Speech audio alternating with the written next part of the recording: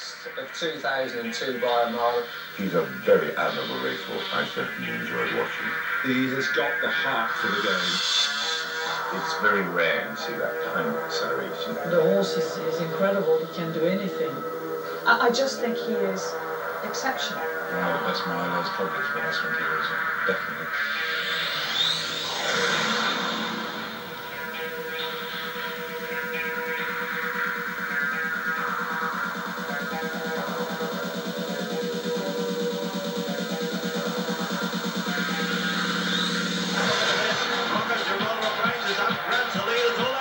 Yeah, he just won so easily every time. It's unbelievable. You can nail your chemistry. Now you're going to come up with the goods. He's tough. He's winning races more and more easily. He's obviously a top-class horse. Rock of Gibraltar, though, is travelling very strongly indeed. He's absolutely cantering. Rock of Gibraltar hasn't gone for him yet. Rock of Gibraltar on the outside, still no move from Mick Kinnan. His mental approach is absolutely spot on for what you want to thoroughbred racehorse in the 21st century. He has danced every dance to make 2002 completely unforgettable. And Rock of Gibraltar is put in instantly there. Now Kinnan says go on Rock of Gibraltar.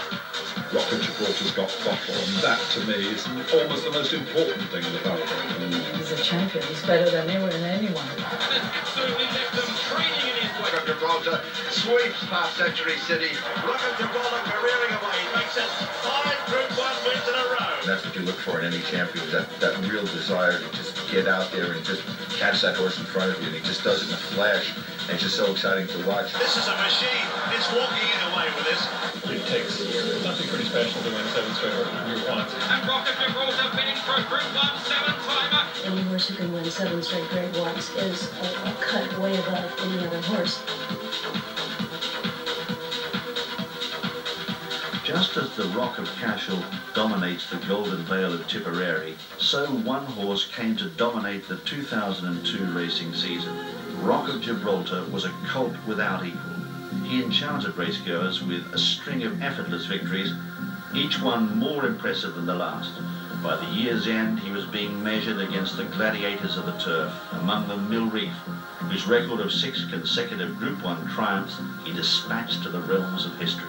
It is awesome, that's the word they use in America, to see a horse like this. We are privileged to see Rock of Gibraltar. Rock of Gibraltar took his owners, Sir Alex Ferguson and Sue Magna, on a voyage of fantasy. For Ferguson, that voyage went way beyond the dreams he'd entertained in his youth. The 2,000 guineas in Newmarket. But that's the start of the fairy tale. And giving me that feeling like I'm up to Glasgow that day to meet all my family and my friends, sitting in the plane saying, I won 2,000 guineas at Newmarket. You know, that'll be my maiden memory. Racing itself was all the richer for the involvement of a sporting icon. An exemplary thoroughbred, Rock of Gibraltar combined extraordinary toughness with profound ability. Soft ground or fast, turning tracks or straight, big fields or small, it all came alike to the son of Danehill, blessed with speed to die for. That speed swept him to an impressive juvenile sequence. Every one of his many attributes was evident in a 2-year-old campaign numbering 4 group victories, starting in Group 3 and House of Bush Railway Stakes at the Curragh. And as they race now towards the final 200 yards, Rock of Gibraltar going to score by 2.5, hopefully second. From there he ventured to York for the Group 2 Scottish Equitable Gimcrack Stakes, a traditional speed test over 6 furlongs. It was no contest. And it could be another for Ballydoyle here because Rock of Gibraltar is proving very hard to pass. And in fact he's scoring right away like a smart 2-year-old. Rock of Gibraltar wins the Gimcrack. The Rock was on a roll.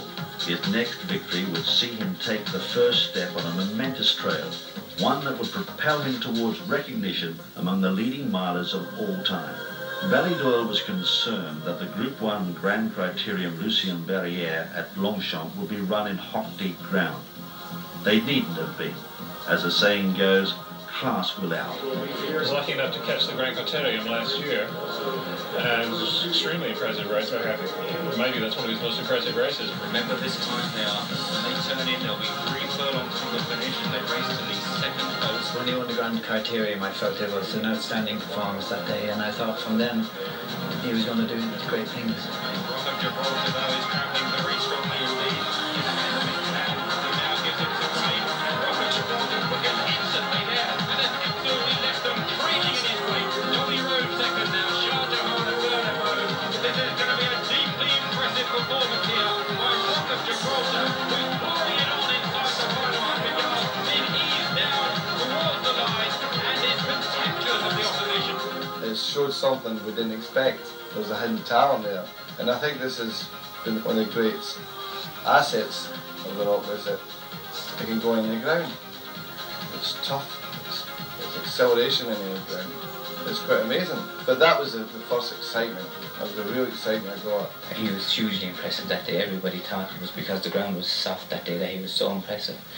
But as everybody saw after, soft ground, hard ground, yielding ground, it made no difference. He acted the same on all grounds. I think that's very important, particularly when you're looking at a stallion. He's the same, no reason he went on any ground. And I think Rock of Gibraltar, that's a very strong point in his armoury. So after the race, Aidan phoned me on the Sunday night. It says that the horses come out of the race very well, great shape. He said, we're thinking and send it to Dewhurst. Now when you're out running Butlers down, it's, for any horse, it's quite a task at 13 days later you go into a Group 1.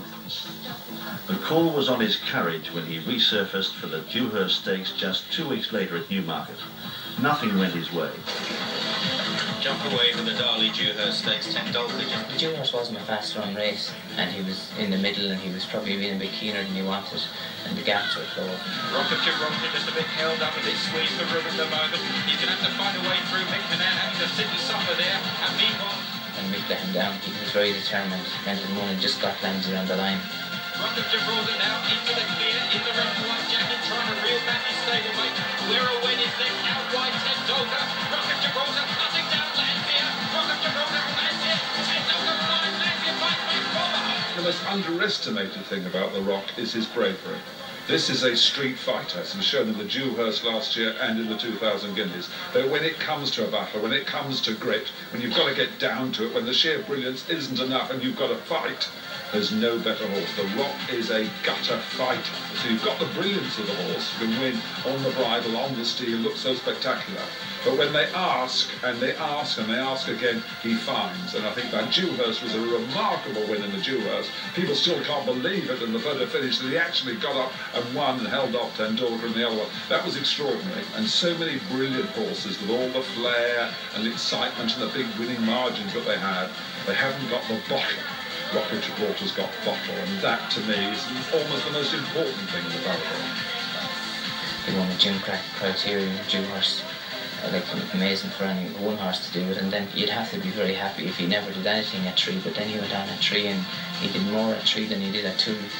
Amazing. It's hard to believe that he could get